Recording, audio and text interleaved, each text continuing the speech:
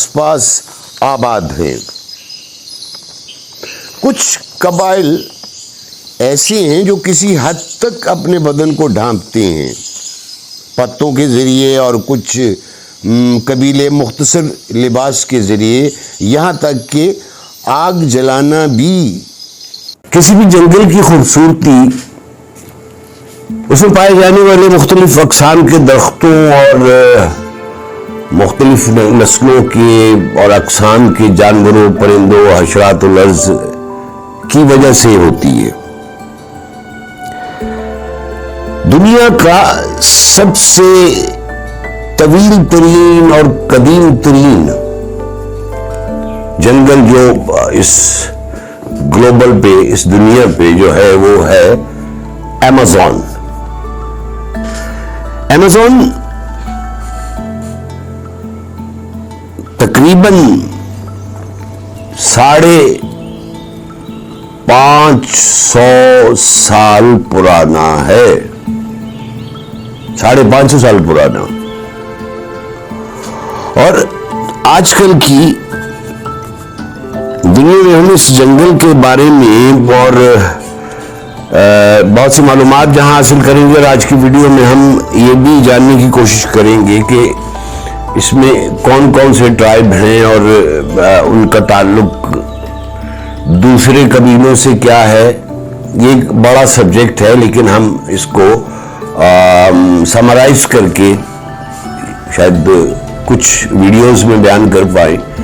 تو آج کی ویڈیو میں ہم ایمیزون جنگل کے بارے میں معلومات حاصل کرتے ہیں۔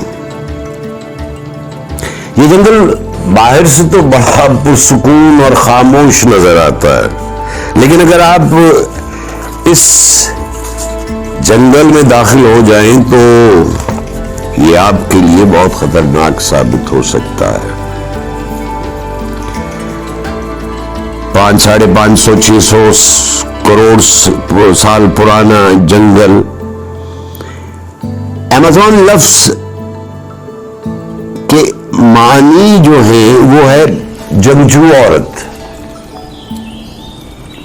اور جو ریسرچ کے مطابق اس پہ کیا گیا اور جو بتایا گیا ہمیں کہ 1540 میں ایک ہسپانوی سیاح فرانسسکو جو اس جنگل میں بھٹک گیا، یا وہ جنگل کراس کرنا چاہتا تھا، یا وہ اس پہ کچھ ایکسپیریمنٹ کے لیے گیا تھا، وہاں اس کا سامنا اس جنگل کے قبیلے کی بہت سی جنگجو عورتوں کے ساتھ ہوا، اور وہ اس نے آ کے پھر اسی کا نام ایمیزون جنگل رکھ دیا۔ ایمیزون یونانی الفاظ میں ایمیزون کا مطلب ہے جنگجو عورت، جو چونکہ وہ ہسپانوی جو سیاح تھا، وہ جب لوٹا تو اس نے وہ ماجرا ظاہر ہے بتایا ہوگا یا تاریخ میں لکھا ہوگا، تو اس وقت سے 1540 سے اس جنگل کا نام ایمیزون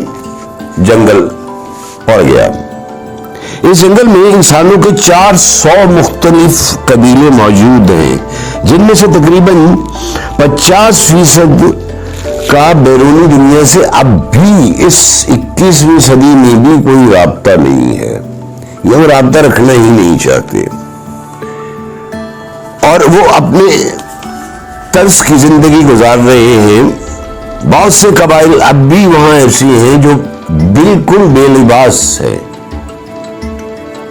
نیچر کا جو ابتدائی سٹائل تھا کہ اس کا نہ کپڑے کا پتہ نہ کوئی ترقی، جیسے آج کل کی ہماری سائنسی ترقیاں ہیں، ایٹم بم ہیں اور نیوکلر ویپنز بن رہے ہیں، سمندروں میں جہاز اتر رہے ہیں اور فضاؤں میں لڑاکا طیارے ہیں، ان لوگوں نے کوئی ترقی نہیں کی، وہ وہی کے نہیں ہیں۔ اب بھی ان کا سٹائل بالکل وہی نیچرل ہے، بے لباس ہے، بلکہ وہ لباس والے لوگوں کو دیکھ کر وہ اچھا محسوس نہیں کرتے اور بعض اوقات ان پر اٹیک کر دیتے ہیں۔ اب جو جو وقت گزرا، لوگوں نے وہاں کا رخ کیا، تو ان کو احساس ہوا کہ وہ قبائل لباس میں دیکھ کر، سارے قبائل نہیں، کچھ قبائل ایسے ہیں، بلکہ کافی قبائل ایسے ہیں جو لباس میں دوسروں کو دیکھ کر ان پر اٹیک کر دیتے ہیں، سو لوگ اس سے بھی ڈرتے ہیں۔ آگے چل کے ہم اس کے رقبے کے بارے میں، دریائے جو ایمیزون ہے اس کے بارے میں بھی بات کریں گے، اور مختلف حوالوں سے آپ کو کچھ انفارمیشن فراہم کریں گے، لیکن شاید یہ 2-3 ویڈیوز میں جائے۔ تو آج کی ویڈیو ہم شروع کرتے ہیں، دیکھتے ہیں کہ ایمیزون کیا ہے اور اس میں کیا کیا ہے اور کیا کیا نہیں ہے، اور یہاں کے لوگوں کی زندہ رہنے کی پرائرٹیز کیا ہے، ہماری تو جو ہے ان کی کیا ہے۔ آئیے ویڈیو کی طرف چلتے ہیں۔ دوستوں، اس جنگل میں مختلف جو ٹرائب یا قبائل ہیں، ان کا بیرونی دنیا سے قطعاً کوئی رابطہ نہیں ہے، یہ رکھنا ہی نہیں چاہتے۔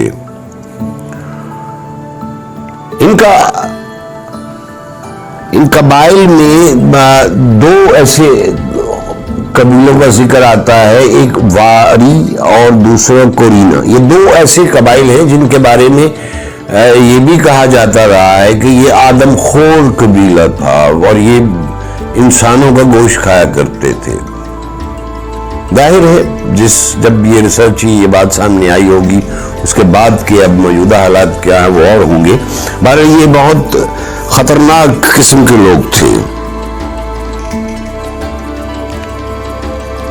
اس کے علاوہ اور بہت سے قبائل بھی اس میں شامل ہیں، اور ان کی اپنی قدیم رسومات، رسم و رواج ہیں، اور وہ اسی کے ساتھ زندہ ہیں۔ ان کی تعداد کچھ زیادہ بڑی نہیں ہے، یہ مختلف گروپس اور چھوٹے چھوٹے ٹولیوں کی صورت میں رہتے ہیں۔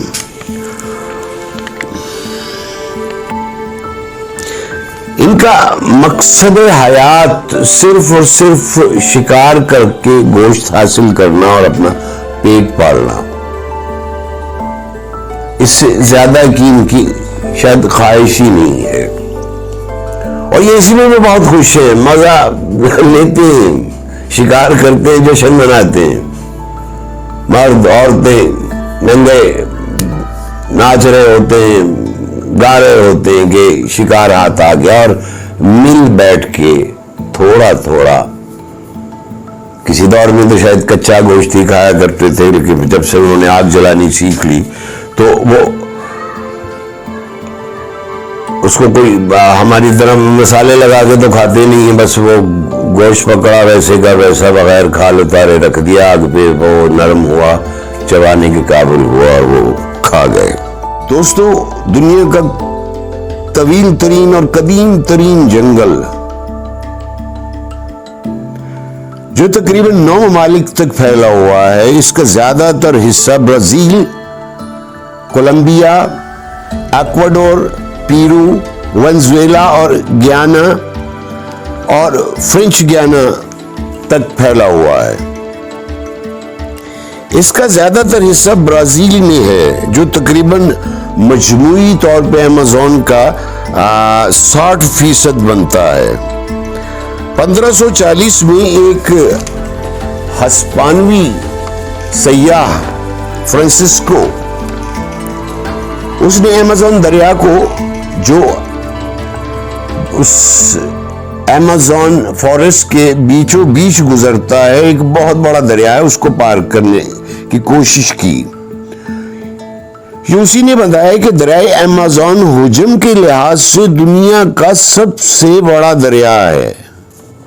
اس دریا کی کل لمبائی 5600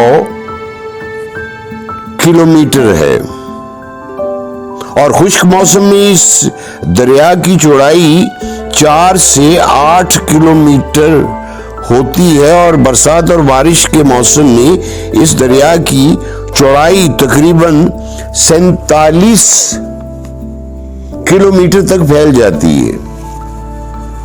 اگر جانوروں یا حشرات الارض کی بات کی جائے تو پوری دنیا کے تقریباً 30% جانور اور حشرات یعنی حشرات الارض اسی جنگل میں پائے جاتے ہیں۔ ان میں سے جانور، حشرات الارض اور پرندے کچھ ایسے بھی ہیں جو دنیا کے اور کسی حصے میں نہیں ملتے۔ ان نایاب جانوروں، پرندوں اور حشرات الارض کی تقریباً 200 اقسام ہیں، یعنی نایاب اقسام موجود ہیں جو دنیا کے اور کسی خطے میں نہیں پائی جاتی۔ یہاں مختلف قبیلے بھی آباد ہیں۔ ویسے تو یہاں 400 کے قریب قبیلے آباد ہیں۔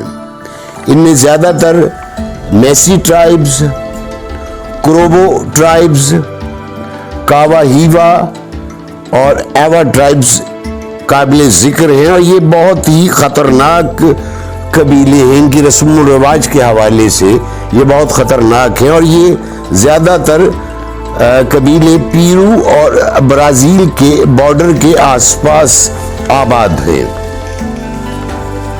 کچھ قبائل ایسے ہیں جو کسی حد تک اپنے بدن کو ڈھانپتے ہیں پتوں کے ذریعے، اور کچھ قبیلے مختصر لباس کے ذریعے، یہاں تک کہ آگ جلانا بھی بہت بعد میں انہوں نے سیکھا۔